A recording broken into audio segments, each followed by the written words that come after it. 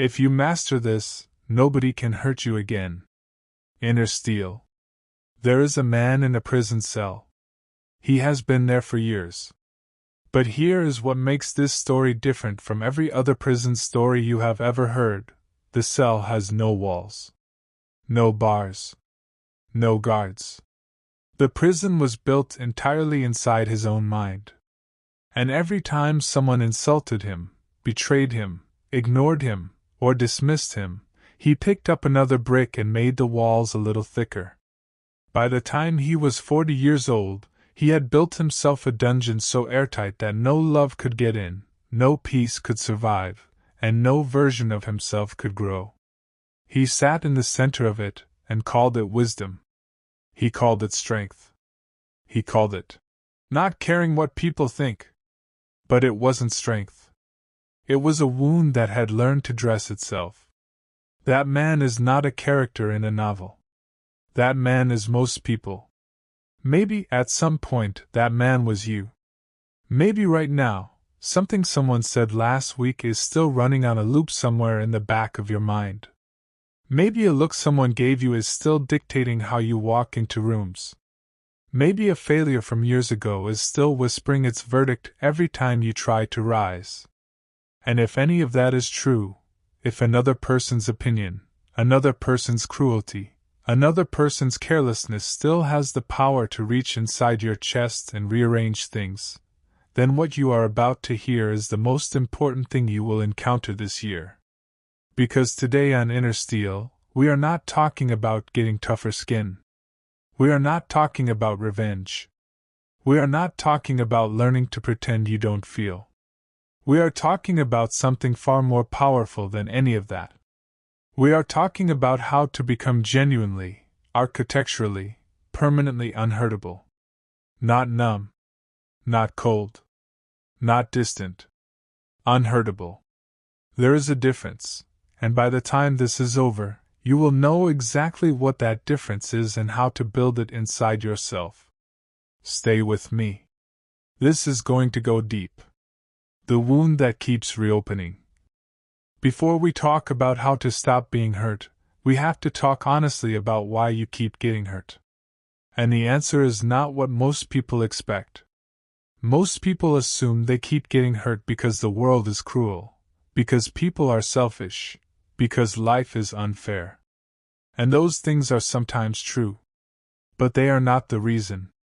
The reason you keep getting hurt is because somewhere inside you, there is an unhealed wound that has never been named, never been faced, never been fully felt. And because it was never healed, it became a magnet. Every insult, every rejection, every dismissal lands directly on that wound. And what you feel is not just the sting of the present moment. You are feeling every time that wound was touched before. You are feeling the original wound all over again. Here is what that looks like in practice. A man, let us call him Tariq, grew up in a household where his achievements were never acknowledged. He could bring home good grades, finish a project, win a game, and the response was silence. Or worse, immediate criticism of what he could have done better. He was never told his work was enough. He was never told he was enough. And so he developed a wound, the belief, buried beneath conscious thought, that he is fundamentally not enough. Tariq grows up. He becomes successful by most measures. He builds a career, earns money, gains status. But watch what happens when his colleague gets the promotion he wanted. Watch what happens when his girlfriend forgets to compliment something he worked hard on. Watch what happens when a stranger online leaves a harsh comment on his work. The reaction is not proportional. The emotion is not just disappointment or annoyance. It is devastation. It is rage. It is a spiral of dark thoughts that can last for days. Because Tariq is not responding to the present event. He is responding to his childhood. He is feeling his father's silence all over again. The colleague, the girlfriend, the stranger, they all press the same wound without knowing it existed. This is what Marcus Aurelius was circling when he wrote, in his private journals, words that were never meant to be published, words written for no audience but himself. You have power over your mind, not outside events. Realize this, and you will find strength. He wrote this not as philosophy for public consumption. He wrote it as a man who had been betrayed by people he loved, dismissed by senators who should have respected him, attacked by generals he had trusted. He wrote it as a man who was learning, through real pain, that the wound inside him was the variable he could control, not the world outside. The first step to becoming unhurtable is not learning how to respond to hurt. It is finding the wound that keeps getting reopened and doing the work, the real, uncomfortable, private work, of finally healing it. Not covering it. Not armoring over it. Healing it. You do this by naming it. You do this by sitting with the original pain instead of running from it. You do this by finding the lie that the wound taught you about yourself. I am not enough, I am not worthy of love, I am a failure, I cannot trust anyone, and beginning the slow, patient, ruthless process of replacing that lie with the truth. Because here is what nobody tells you: once the wound is healed, most of what used to devastate you loses its power completely. Not because you became cold. Not because you stopped caring. But because there is no longer a raw wound for it to land on. The arrow comes, and it finds no target. The myth of thick skin. Somewhere along the line, somebody told you that the goal was to stop feeling. To develop thick skin. To become the kind of person who doesn't react, doesn't flinch, doesn't care. And so you tried. You built walls. You learned to look unbothered. You taught yourself to dismiss things before they could touch you. And for a while maybe it worked. Or at least it looked like it worked from the outside. But thick skin is not strength. Thick skin is a survival mechanism. And survival mechanisms, left unchecked, will cost you everything that makes life worth surviving. Consider the story of a woman named Dilara. She had been through enough by the time she was 30 that she had made herself a promise: never again. Never again would she trust easily. Never again would she let someone see her vulnerable. Never again would she need someone badly enough to be destroyed when they left. She built the thickest skin imaginable. She became known for her coldness, her composure, her refusal to be moved. People called her strong. She called herself strong. But Alara could not receive love either. When her husband expressed tenderness, she felt nothing. When her daughter drew her a picture and looked up with that pure, unguarded pride of a child waiting to be seen, Alara felt the wall between them and did not know how to remove it.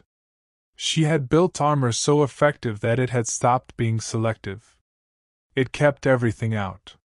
The hurt, yes. But also the warmth. Also the belonging. Also the moments of genuine human connection that are, in the end, the only thing that makes a life feel like it was worth living.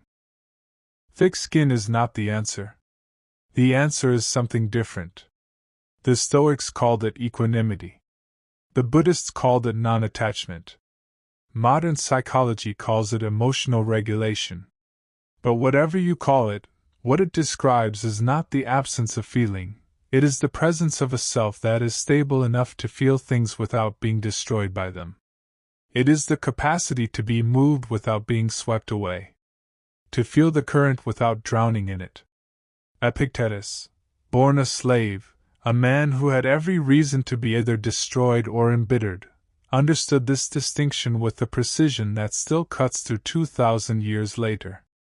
He wrote, "Make the best use of what is in your power, and take the rest as it happens. Not feel nothing. Not become stone. But, know what you control, hold that firmly, and hold everything else lightly. Not with indifference. With lightness. There is a world of difference. Developing genuine emotional resilience. The kind that actually works, the kind that frees you instead of imprisoning you, requires you to stop trying to feel less and start learning to process more. The goal is not to reduce the signal. The goal is to expand your capacity to hold the signal without it overriding your entire system. You do this through practice. Through deliberately sitting with difficult emotions instead of numbing them. Through learning to name what you feel precisely instead of just saying, "I'm fine," when you are not. Through building a relationship with your own interior life that is honest enough and steady enough that when pain comes, and it will always come, you have somewhere inside yourself to hold it. The man who has done this work does not look like the cold man who feels nothing. He looks like the man who can be told something devastating and still think clearly. Who can be betrayed and still act with dignity. Who can be dismissed and still know his worth. He looks like someone who has come home to himself so completely that nothing outside him can make him a stranger to himself again. The opinion trap. There is a particular kind of pain that almost everyone carries and almost nobody names directly. The pain of caring too much what other people think. Not just caring, being governed by it. Making decisions based on it. Measuring your worth by it. Lying awake at 3 a.m. replaying a comment someone made at dinner because some part of your nervous system has decided that their assessment of you is the most important data point in the universe. This is the opinion trap. And it is more dangerous than most people realize, not because caring about others' opinions is inherently wrong, it is human, and some degree of it is healthy, but because when it runs unchecked, it hands the architecture of your life over to people who do not know you, who do not love you, who are too busy managing their own wounds to have any reliable insight into yours. Here is a story that changed how I understand this. In the 1970s, there was a young artist named John who showed his first paintings at a local gallery. He was terrified. He had poured everything into these works, months of his life, his most private thoughts, translated into color and form. The night of the show, he watched people walk past his canvases. Some stopped. Most didn't. A critic wrote a brief, dismissive review. A man at the party laughed at one of the pieces. John went home and did not paint again for 3 years. He could not.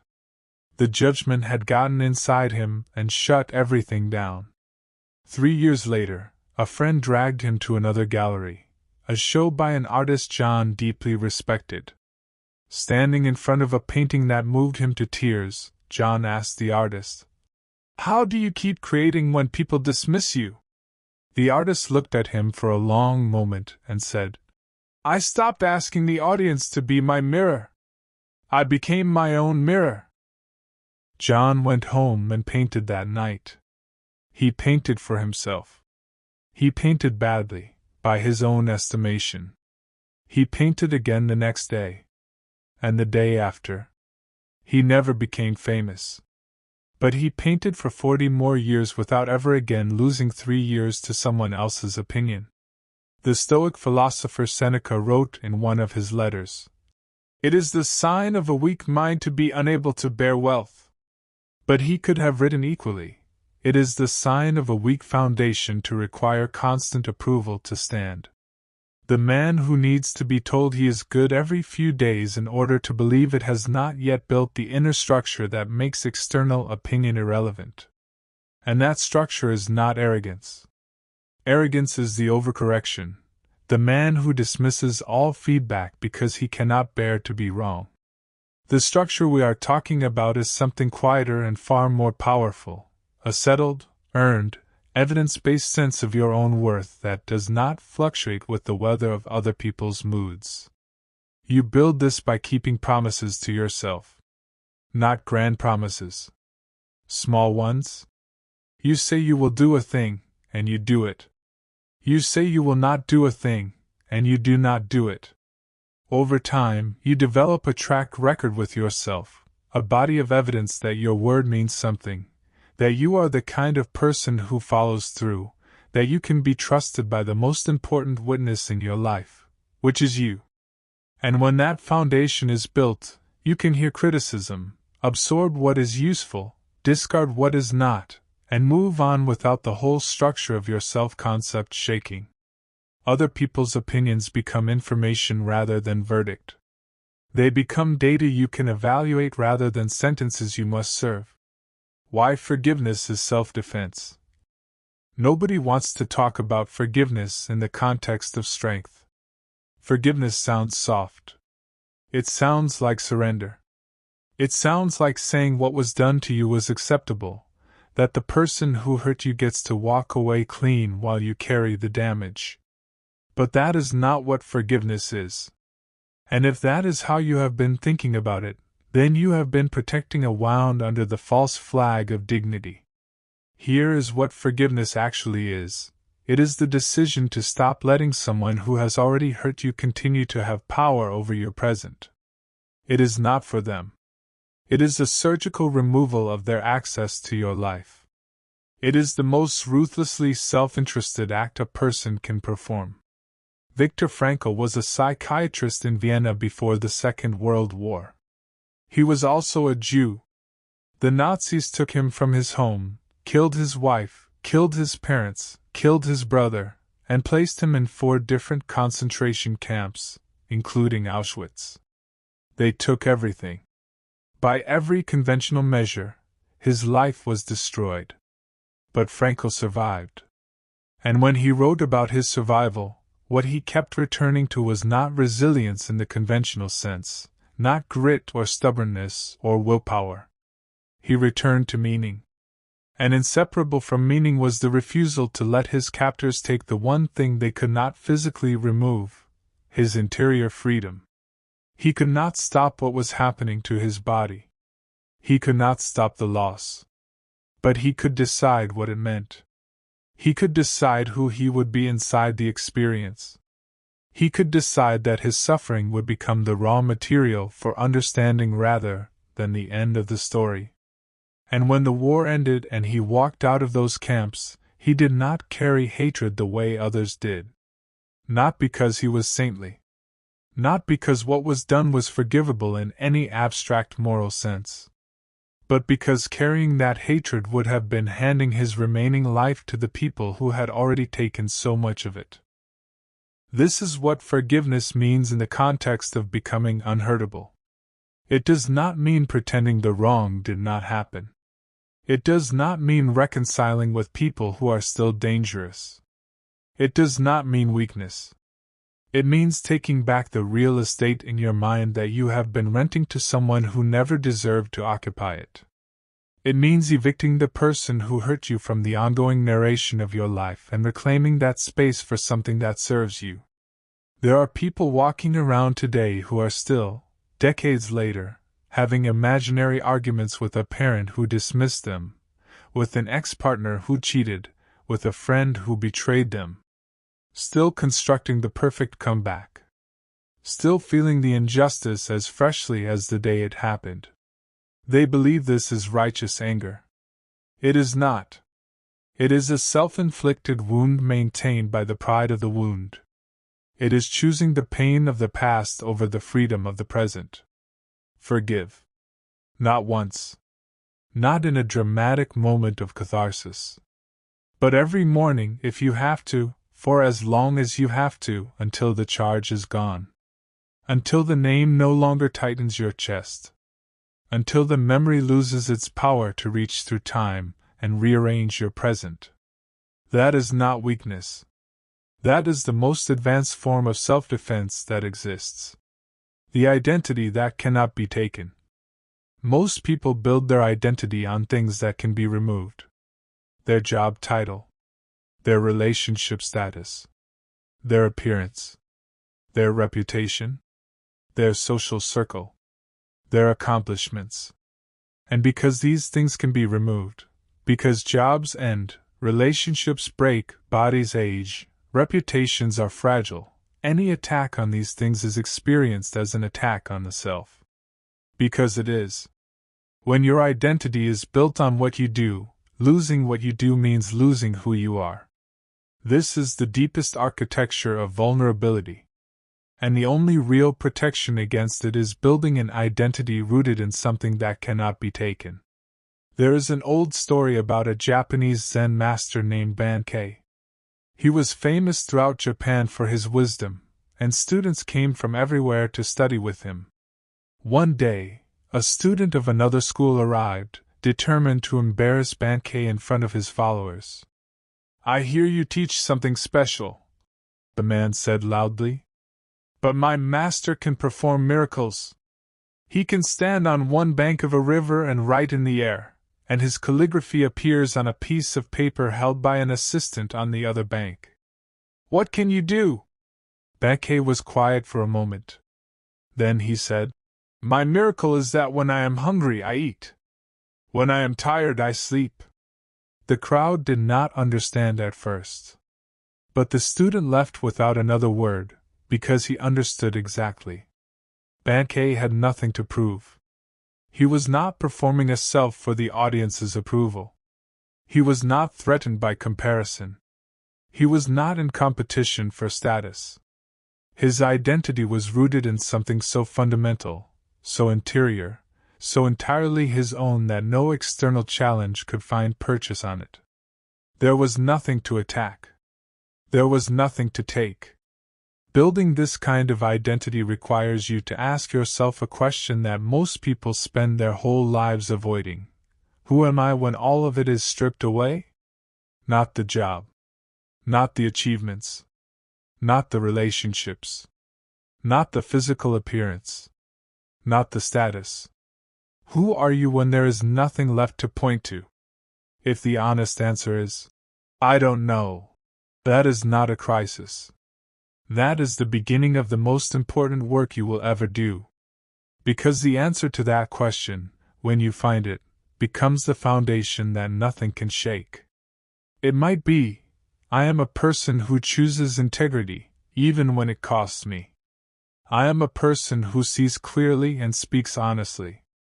I am a person committed to growth, to learning, to contributing something real before I leave." Whatever it is, it has to be something you can choose, every day, regardless of circumstances. Something intrinsic. Something inalienable.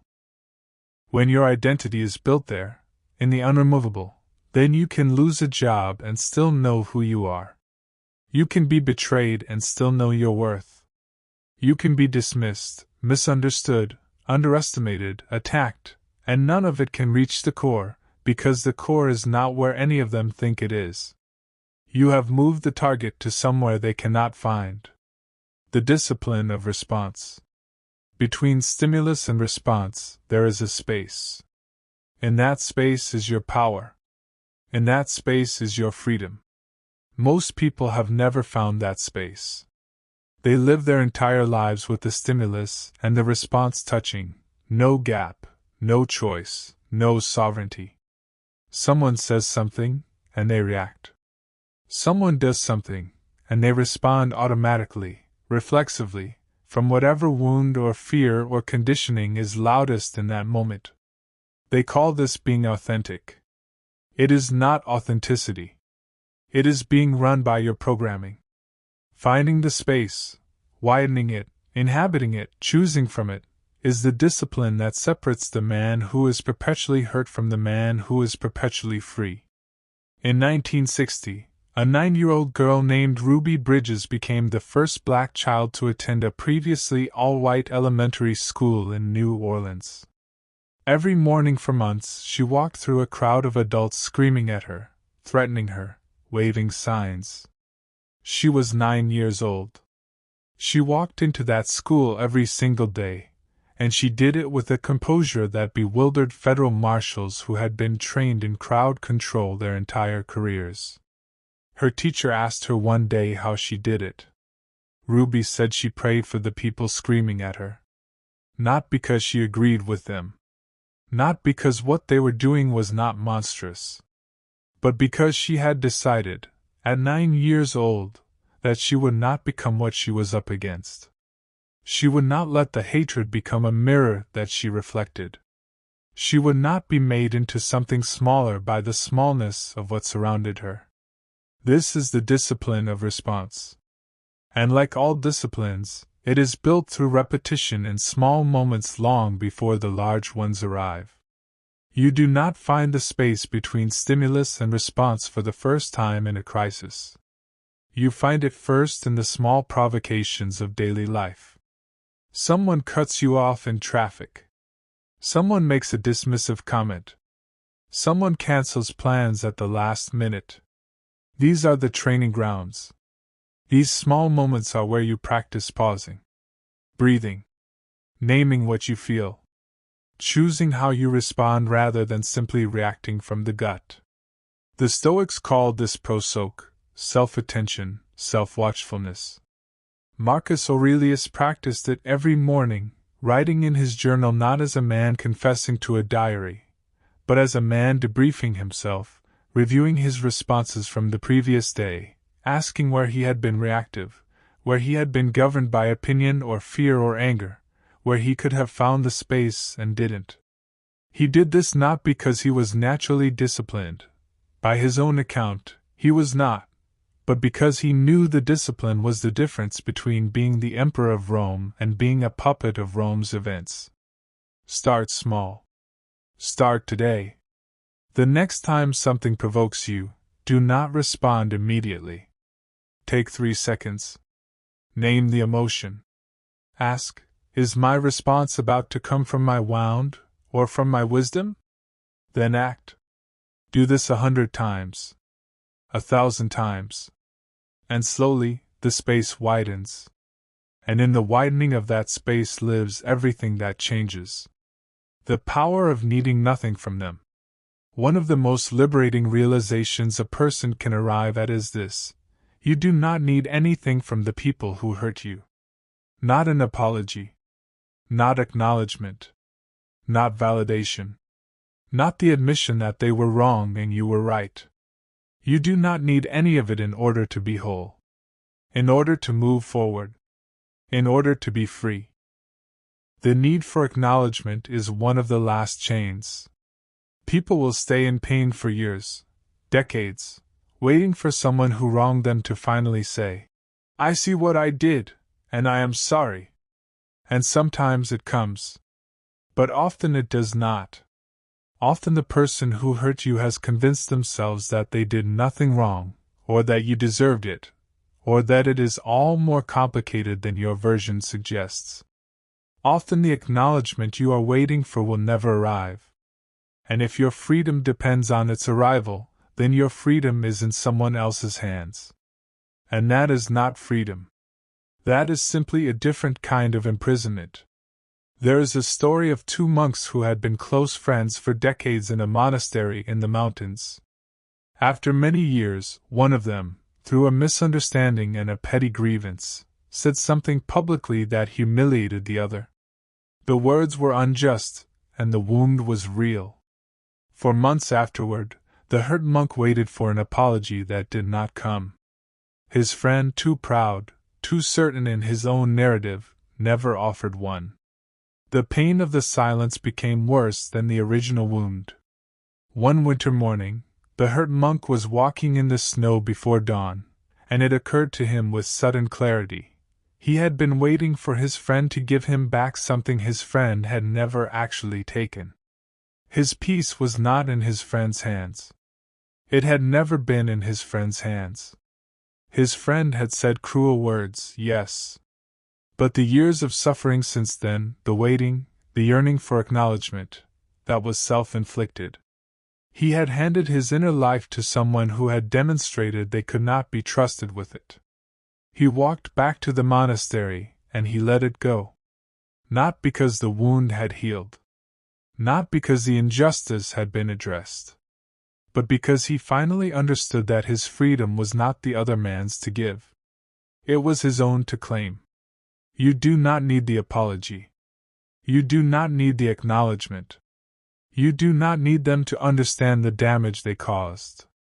You need to reclaim the authority over your own interior state that you have been lending to them without their knowledge, without their consent, and without any guarantee of return. You take back that authority by deciding, clearly, consciously, deliberately, that your peace is not contingent on anything they do or say or feel or understand. Your peace is your domain. And you close the border. Solitude as armor. There is a kind of person who cannot stand to be alone, who fills every silence with noise, every empty evening with obligation, every quiet moment with a screen.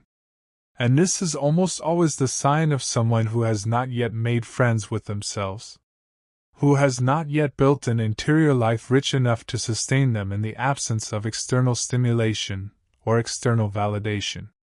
And this matters in the context of becoming unhurtable, because the person who cannot stand to be alone will always be vulnerable to the people around them. They will need approval because solitude is too uncomfortable.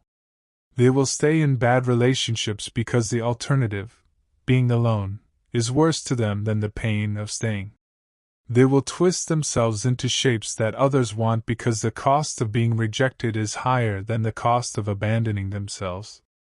The capacity to be alone, genuinely, comfortably, generatively alone, is a form of armor. Not because it makes you isolated. Not because it makes you need people less.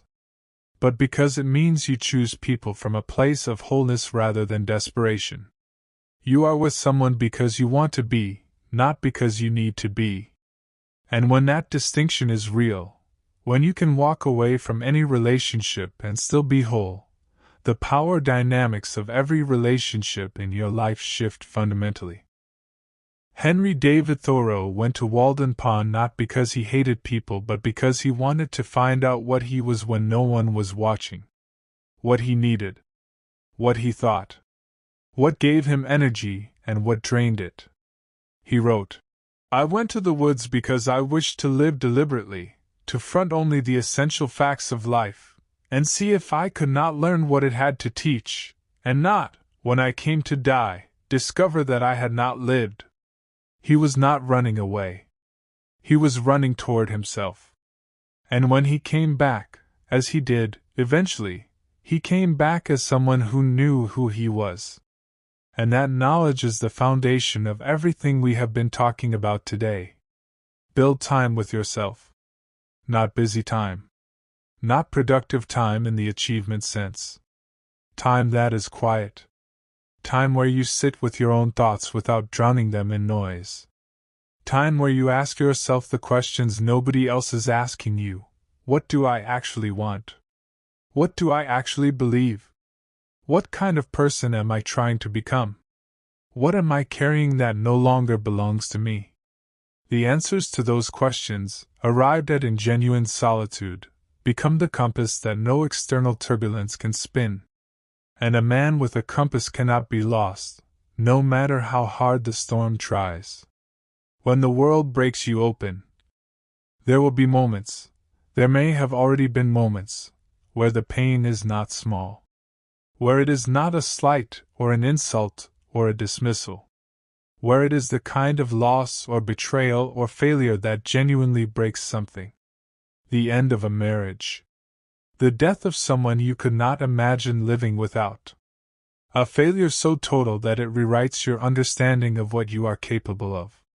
A betrayal so complete that it makes you question everything you thought you knew about your own judgment. In these moments, everything we have talked about becomes harder. The discipline of response feels abstract when you can barely breathe. The capacity to forgive feels impossible when the wound is still bleeding. The idea of needing nothing from them feels like a cruel joke when what happened was real and catastrophic, and you did not deserve it. And I want to say clearly, when these moments come, the answer is not to perform strength. The answer is not to appear unbothered. The answer is not to put into practice some philosophical framework at the precise moment you are most broken. The answer is to feel it. To allow the grief or the rage or the devastation to move through you with full permission rather than being suppressed into a pressure that will find its own exit point. The Japanese have a concept called kintsugi, the art of repairing broken pottery with gold. When a piece of pottery is shattered, instead of hiding the cracks or discarding the broken piece, the craftsman fills the breaks with gold lacquer, making the repaired piece more beautiful and more valuable than the original. The philosophy behind it is simple. The breaking is part of the object's history, not a shameful defect to be hidden. The repair is not a cover-up. It is a transformation. You are not going to get through this life unbroken. Nobody does. The people you see who look unbroken are either not looking closely enough at themselves, or they are performing a wholeness they do not possess. What is available to you, what is actually achievable, is not to avoid being broken, but to become the kind of person who gets broken and becomes more extraordinary through the repair. Who carries the gold in the cracks. Whose experience of loss and betrayal and failure has not diminished them but has expanded them, made them deeper, more compassionate, more real, more capable of understanding the full range of what it means to be human. This is what every great person in history has in common. Not that they avoided the breaking, but that they used the breaking. Marcus Aurelius lost children. Seneca was exiled. Epictetus was enslaved. Franco lost almost everyone he loved. Lincoln lost elections before he won them, lost a son while in office, suffered depression so profound his friends hid sharp objects from him. The breaking was not the exception. It was the material. It was what they worked with. You have that same capacity. Not despite what has broken you. Because of it. The daily practice. Everything we have covered today, the healed wound, the stable identity, the discipline of response, the freedom from needing approval, the capacity for solitude, the power to forgive, the ability to be broken and rise, none of it is a destination you arrive at and then inhabit forever. All of it is a practice. A daily, ongoing, never quite finished practice that you return to every morning like a craftsman returning to his work. Here is what that practice looks like in concrete terms. Every morning, before the world gets its hands on you, take 10 minutes. Sit in silence. Review the day ahead. Ask yourself, where am I likely to be tested today? Where have I been reactive recently that I want to respond from a better place? What am I carrying from yesterday that does not belong in today? What is the quality of person I am committed to being today, regardless of how people treat me, regardless of what happens, regardless of what I feel? Not every morning will answer these questions with clarity. Some mornings you will sit in silence and feel nothing but static. Do it anyway. The practice is not about having a breakthrough every day. It is about returning every day. It is about making the return automatic enough that when the real tests come, you do not have to find the practice from scratch. It is already running. Every evening, take 5 minutes. Not to beat yourself up for where you fell short, but to observe honestly. Where did I live up to who I said I would be? Where did I react instead of respond? Where did I hand my peace to someone who didn't deserve to hold it? What one thing would I do differently tomorrow? Not judgment. Observation. The craftsman looking at the day's work, noting what is good, noting what can be improved, setting down the tools and resting. Read the Stoics. Not because they have all the answers, but because they have been asking the right questions for 2,000 years and recording their answers in language that still cuts through noise. Marcus Aurelius, Seneca, Epictetus. They were not saints. They were not perfect. They were men doing what you are trying to do, building, through daily practice, a self that was stronger than its circumstances. And on the days when none of this feels possible, on the days when you are triggered and reactive and you say the wrong thing and you let someone's opinion undo you and you feel like you have made no progress at all, remember this. The fact that you notice is the progress. The unconscious man does not notice. The man who has done none of this work has no basis for comparison. The very fact that you can see where you fell short means you have built a standard to fall short of. And that standard is the beginning of everything. If this is resonating with you, if you feel something shifting as you listen, then you already know that inner steel is where you belong. Subscribe. We do this work every week. We go deeper every week. The community around this channel is built from people who are serious about becoming harder to break, and that seriousness compounds. The final word. Nobody can hurt you in the way that fundamentally matters. Nobody can reach into the core of you and diminish who you are, without your participation. That sounds like a hard truth. It is. It is also the most liberating thing you will ever accept. Because if nobody can hurt you without your participation, then you have more power over your own experience than you have ever claimed. You have been suffering not because the world is too cruel to survive, but because you have been participating, unknowingly, in your own wounding. Through unhealed wounds that turned into magnets. Through an identity built on what can be taken. Through the need for approval from people who were never qualified to judge you. Through the refusal to forgive that you call dignity, and that was really just pain that had learned to dress itself up as principle. You do not have to keep participating. You can stop. Not today, not completely, not in one dramatic decision. But slowly. Deliberately. Through the kind of daily work that does not look impressive from the outside and changes everything from the inside. Marcus Aurelius is dead. Epictetus is dead. Viktor Frankl is dead. But what they built inside themselves, the interior architecture, the unshakable core, the identity that survived slavery and exile and war and the weight of empire, that is available to you. Not as history. As instruction. As a blueprint that has been sitting waiting for you to pick it up. Pick it up. Do the work. Build the thing that cannot be broken. And if this channel is part of that building, if coming here, to Inner Steel, is part of how you are constructing that stronger version of yourself, then subscribe. Because there is more where this came from. Every week we go deeper. Every week we find another piece of the architecture. Every week we do the work that most people are too comfortable to do and most people are too broken not to need. Subscribe to Inner Steel. The strongest steel is forged in the hottest fire. And you are already in the fire. Use it.